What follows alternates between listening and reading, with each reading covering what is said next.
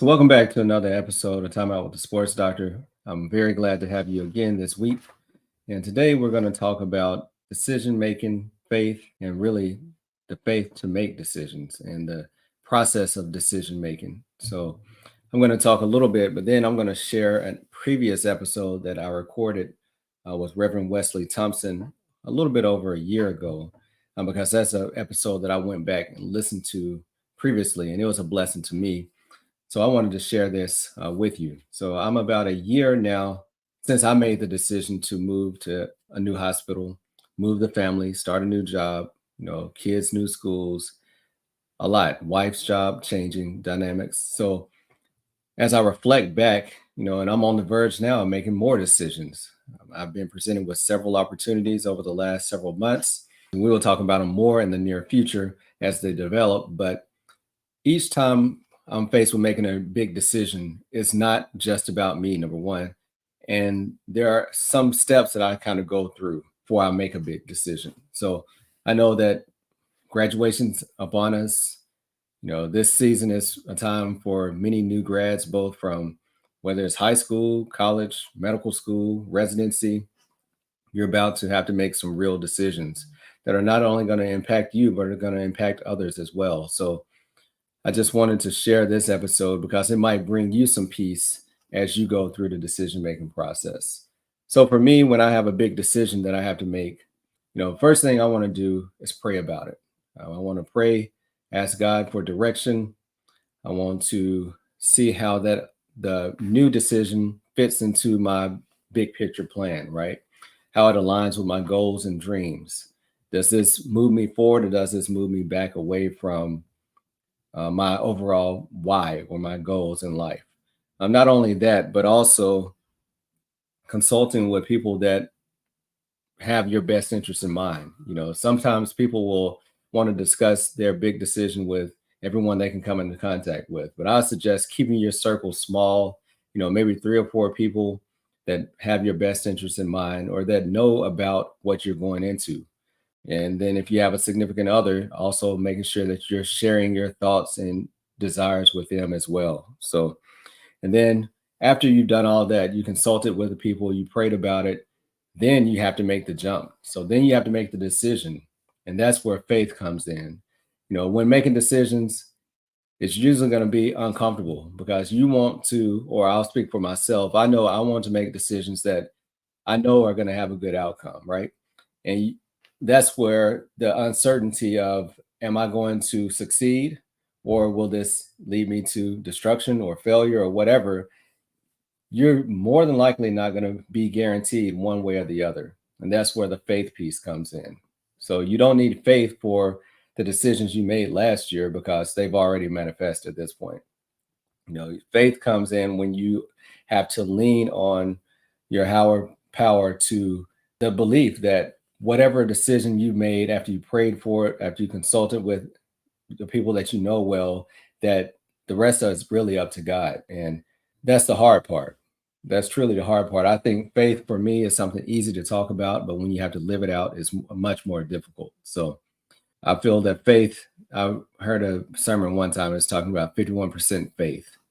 Once you have said, okay, I know that there are more positives than negatives, then you have to make that jump. And if you don't make that decision, being idle or just kind of staying stagnant many times does not help. That brings in more doubt, more fear. So I feel that taking action is important. I'm at the point now where I'm closing in on 3 years of this podcast. In the beginning, I had a lot of doubt. The beginning stages, trying to take the course about podcasting, trying to come up with a name for the podcast, trying to come up with those initial guests. And to be honest, I didn't want to do any solo episodes like what we're doing now in the beginning because I didn't want to hear my own thoughts, didn't want other people to hear my own thoughts. What if they don't like them? What if nobody listens to them? All those things can hold you back. And I feel like sometimes the more complacent you are, the longer you are idle thinking about things, the more those fears can grow. So when it comes to faith, a couple of things that I stand on is that I know that God is for me and not against me. I know that his ways are greater than my ways. And I know that all things work together for the good of those who love God and are called according to his will and purpose in their life. So by having those principles to stand on, it gives me courage. It gives me the ability to make decisions, knowing that even though I don't know the outcome, I have the confidence enough to make those decisions. So hopefully that will help someone who might be pondering on, what's the next step for me, or debating whether or not they made the right step. A year into this move, some things have gone well, some things have not gone well, right? Some things I'm still trying to figure out how is this going to work out in the end. But that's when I have to go back to those basic principles of knowing that I can make a good decision, but the rest of it is up to God to deliver, and that he's never failed me before. So I want someone to just kind of embrace that. And as we go into this episode, just kind of keep an open mind about making decisions. And, sometimes it can be a simple decision. Sometimes it could be someone's life on the line. So using those steps has helped me over time. So I just wanted to share that with you. So give me feedback. What do you think about this episode? What topics do you want to hear from? What topics help you the most? So we can continue to give you content that's going to be helpful for your life, to help you strengthen your mindset, help you grow your assets, and help you achieve whatever level of success that you want for yourself. All right, be blessed. What made the decision so hard is that, I remember vividly them having this conversation with me in her room. And the first thing I want to do, and I actually looked to do until I remembered, was turn around and be like, "Hey, baby, what do you want to do?" But Right. she's Right. in coma, Yeah. like she can't talk. So I'm making a decision, literally for her body. What was first, most and primary to me, but beyond that, of course, for our family. And it was hard because I longed for her take on that. I longed for her thoughts on that, but I couldn't get it. So man, I prayed. I went into about 2 days of prayer, just asking God, what to do. Did not. I think I spoke to maybe two people, but did not bring it up to too many, because something like that, as much support as I had, there was a decision that I knew it was very important who I confided in to just get some advice on. But of course, mainly just praying. And God just told me, I'm gonna take care of y'all. I'm gonna take care of y'all. So decided to go through with keeping the pregnancy. From there, mildly gave her the chemo drugs, and they worked. She was able to come out the induced coma. And once we hit the 28-week mark, she we did the emergency C-section. And make a long story short, man, it was nothing short of a miracle.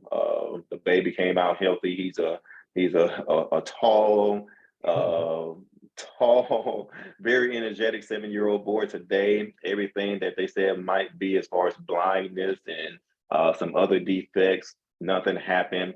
I'll tell you what else is a miracle as well, because that disorder that happens mainly in women, it the genesis of it is that there's either a tumor or a teratoma on the ovaries.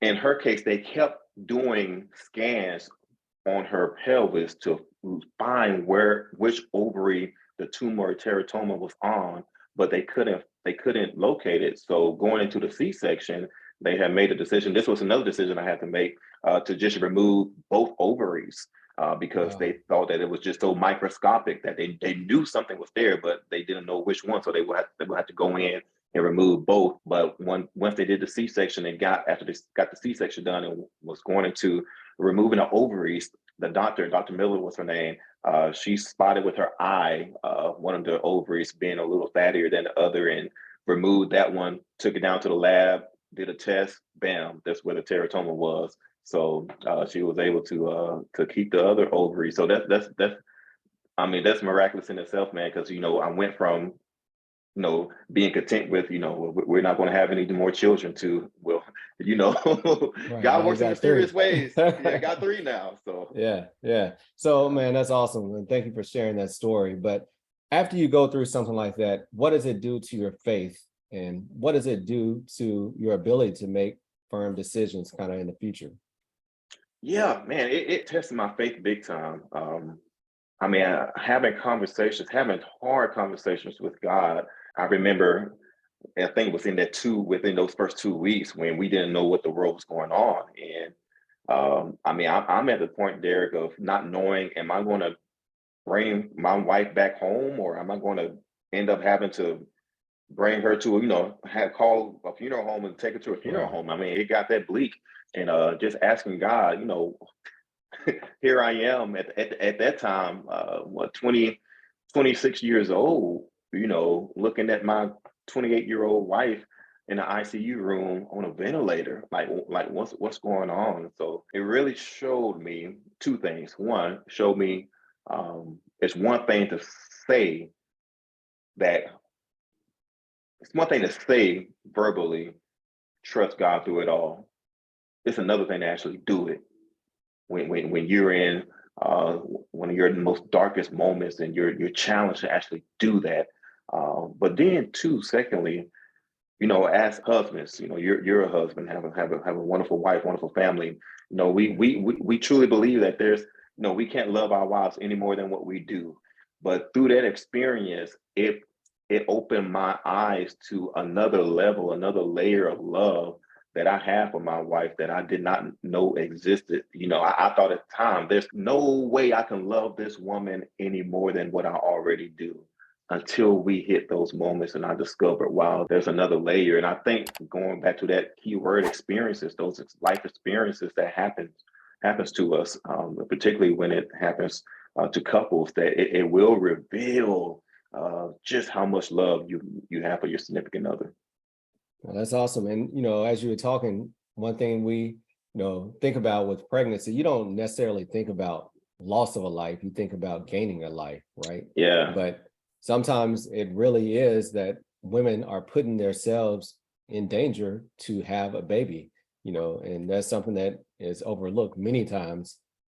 It's just a routine thing. You think you get pregnant, 9 months later, you have a baby. But as you can see, that's not always the case. So glad that there was a happy ending to the story. And like you said, the story goes on.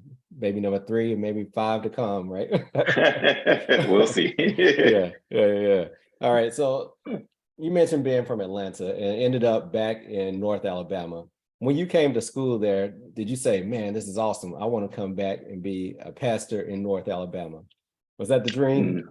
Not at all. Not at all. Yeah. I knew that because my wife's from Madison, so we met at UNA. We went to University of North Alabama. That's where we met. Right. And then when I went to Atlanta, for graduate school, and I loved Atlanta, man. Still love That's it. home, But right? That's home for yeah, you. yeah. Yeah. Well, no. Yeah. Well, it was my second home because Florence. I mean, Florence is my native. I'm born in Oh, I see. Florence. Okay. Yeah, born in Florence, but my mom joined the military, so we were kind of somewhat everywhere. I ended up graduating high school in Oklahoma, but came back to the Shoals area after high school to go to UNA. After graduating UNA, left to go to Atlanta, and I had always told myself that I would eventually come back to the Shoals area because all my family are here. But I was not anticipating on coming back that soon. I Yeah. was trying to enjoy and live it up being young in Atlanta, man. And Right. so Yeah. so the decision to come back, I mean, I'm being real, it was by force, not by choice. So you know, going back to the story, she make it out the hospital. We get home. Miles, our oldest son, he's born premature, so he's in the NICU for 3 months. So when he gets home in March of 2016, he's at home with us. But here is Tandra, who is just fresh out the hospital herself in the recovery of that particular type of encephalitis. Encephalitis is about a year and a half, and I'm taking care of her, take care of him. And I'm like, I got friends and people that, support us in Atlanta, but I knew that, as they say, there's nothing like family. So it was a tough decision I had to make to move back here again, not by choice, but by force, just to get the help that I desperately needed. Because man, I was draining myself because I was on top of that still had to make some money. So still working and taking care of them. And it was just too much. And even that period, Dr. Burgess, I shared this.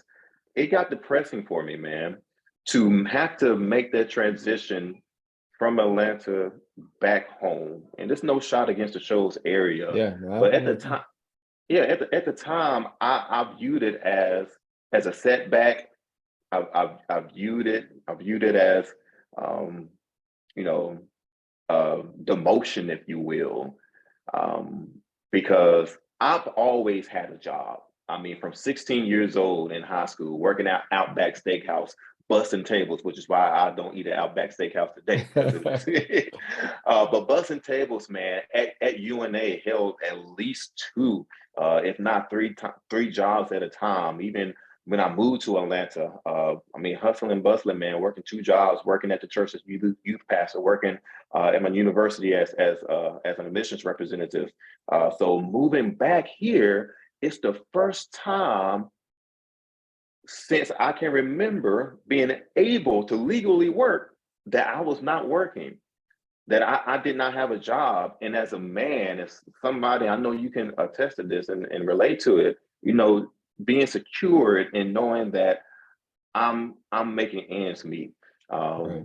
I came back here, man. I applied for a job at UNA because, you know, I have a higher ed background as far as my employment. Applied for a job at UNA, didn't get it. Applied for a job at Northwest Shoals, didn't get it. Applied, was up for a church, not Bethel Colbert, but another church in the area, and didn't get it. So each time it was just like, you know, getting these denials, and each one was just a stake in the heart, man. And it really put me in a depressive state.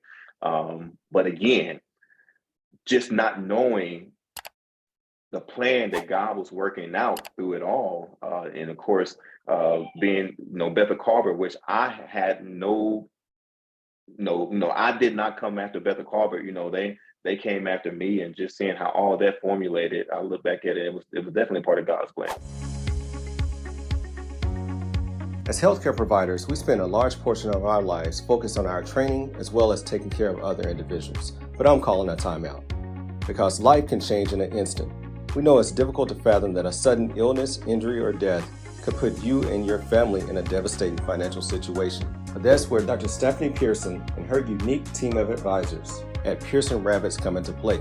They focus on empowering physicians like yourself to protect your most valuable asset, your income, and life's most important people, your family. So go to pearsonravitz.com to make sure that you are protected today. Absolutely. And as you're talking now, you know, not only are you a pastor, but you're also a pastor for hospice, right?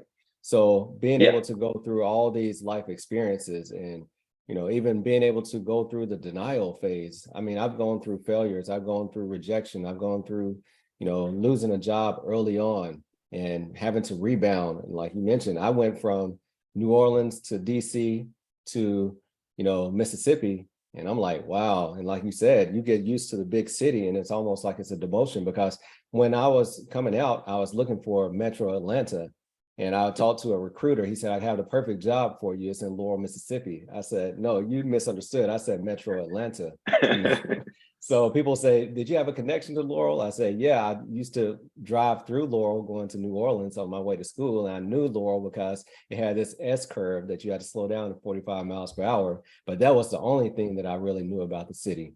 However, I didn't know that once I took the job, it was really what I needed to be able to take a leadership position and be able to learn my craft and grow myself, you know. So many times what we have in mind, you know, I always like to say we make plans, but then God laughs at them, right? Because he knows what we really need versus what we feel that we need at times. Yeah, man, and it's true. It's crazy. That's you know, again, and I feel like the theme of you know what we're discussing is just experiences, because it's a reminder that we may not know as when we're in the moment of that depression and that sadness and that you know that frustration of just not knowing what in the world is going on. God is building an experience for us. God is building a testimony for us. You know, Right. as we know, you know that there's no testimony without what, a test. So it's a test that we're in, that we have to be confident that, you know, at the end it'll work out. Absolutely. Absolutely. So as you mentioned, you know, young pastor, Atlanta, growing up in the area, going to school in the area, leadership, politician. I'm not going to lie. When I met you, I'm like, Dr. Martin Luther King, you know? So let's speak about, in my previous episode, I shared, actually, you were at that Dr. Martin Luther King Jr. Scholarship Foundation when I spoke. But speak to me about somebody, a young man, and you're a visionary. But when you hear about Dr. Martin Luther King's dream, what that means to you. The life of Dr. King is something that I aspire not to be equated to, Right. but that I aspire to just pick up the mantle and continue on. He was a young pastor, kind of a politician in his own vein, as far as just speaking truth to power and things that he was involved with. And one of my mottos is, I believe everybody should be able to look back on their life and say, I'm glad I did, instead of I wish I would have. I like that. Yeah, if you want to know where the most goals, dreams, and aspirations, let me rephrase it. If you want to know where the most untapped and undiscovered goals, dreams, and aspirations are, just visit the nearest cemetery. Yeah. Because there are people who die every day who, in their mind and in their thoughts and literally in their hearts, wanted to do something, and aspired, and had dreams, had goals, but never, for whatever reason, set out to do it, man. So that's how I function, man. I mean, Nike, I just do it. There's nothing that I believe I could put anything I put my mind to. There's nothing or nobody. There's not anybody, anything that can stop it, but me. So, pursuing that path as far as a politician, I recently ran for office here in our area, ran for state representative District 3. That was something that was always in me. I've always been a political nerd, a political junkie. In fact, I share this because I have people laugh. My degree from UNA, my bachelor's degree, is in political science.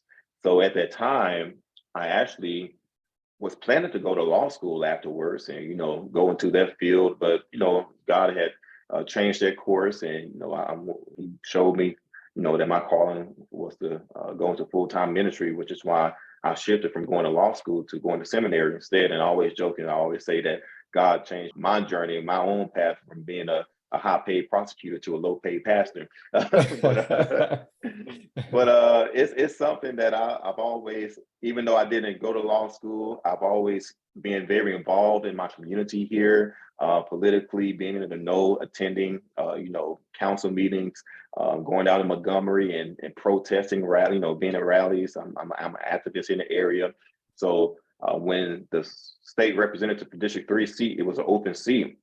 I talked to some people, of course, talked to the wife, and I said, I've always wanted to do this, so might as well do it now. So and we did great. We won the primary, did not win the general election in November, which I knew it was going to be a tough hill to climb. I'm a newcomer, 34 years old, never ran for office before, but man, we ran a heck of a campaign. And I had fun. Every time I ran into a neighbor today, he asked me about, how it's like now that I'm not campaigning. He was just asking me about the experience. And I tell everybody the same thing. It was fun. I had fun because I did something that I've always wanted to do. And I encourage people, especially young people, to do that. No matter what it is, even running for office, there's no age limit on when you can run for office. I'm 34. You don't have to wait till you in your 50s. You don't have to wait until you have this experience or that experience. If there's something that you want to do, just do it and enjoy the ride. Yeah, as you said that, many times there's only going to be one winner from an election, right? But losing, what does that really mean? I feel like on the road to success, they say fail fast, fail forward, right? If you don't fail many times, you're not going to learn and grow. So you have that loss, so to speak, out of the way or under your belt. Now you have the experience that you can grow from. So how did you, when the election results come back and you see you did not win the election, so to speak, what's your take on that? It was hard because I worked my tail off, man. Yeah. I really did. And just, not seeing the results of what the hard work I put in. But again, understanding the political climate. In Alabama, I ran as a Democrat, so I knew it would be tough. But there was still that hope that people would appreciate seeing the passion and the hard work ethic I put in there. But the next day, I was good, man. I really was, because I still had a wife, I still had a kid, still had a family, still had a church, still had a home to go to, and still had a job to go to that I enjoyed. And I really did learn from it. A lot of people ask me, "Am I going to do it again?" I can see myself doing it again. May not be immediately, but I can see myself eventually doing it again. And from that experience, there are a lot of takeaways. There are a lot of things I learned that I know that whenever the time comes that I run again, there will be some things that I maneuver, some things that I adjust. But even in losing, opportunities, man, have come out the woodworks. Just because I put myself out there, people became familiar with me. Speaking engagements, this first part of the year, I'm talking outside of church life. I'm not talking about just preaching. I'm talking about solid speaking engagements to organizations and schools, are building up like that, and was all because of what I did as far as running, and people being impressed with what I had to present. So even though I lost, I'm still reaping some blessings from just trying. Yeah, absolutely. Absolutely. Well, on Time Out with the Sports Doctor, this is your final timeout. So first, thank you for sharing all that you shared as far as life stories and in sickness and in health, and that journey, and your walk to becoming a pastor at such an early age. So, let's speak now to someone who it might be stifled by fear of taking that first step, or afraid because of what if I lose? What if I don't succeed? Speak to that person about why you have to get moving and you have to take that first step before you can succeed. As far as the questions of what if, or what's out there, or what does that look like, you never know until you do it. Yeah. What you may be able to discover that's out there. It's funny you asked that question, because your parents could tell you this. I've been preaching a sermon series about launching out into the deep, coming from that story in Luke chapter 5, when Peter, he spent the whole night fishing and he had caught nothing. All night fishing. And he got up the next morning, or the next morning the sun rose, so he was on the verge of giving up. He was on the verge of saying, "I'm done with this. I'm about to call it quits." But then Jesus comes along. He tells Peter, he says, "Go back, grab your rod, grab your net, get in a boat, back out there, fish again." But he says, "Go deeper." He says, "Launch out into the deep." And when Peter did that, the story goes that he caught so much fish that the net broke. He caught so much fish that it not only filled his boat, but other people who were with him, it filled their boats. But it was all because Peter decided to step out on faith and go deeper, go further, go beyond.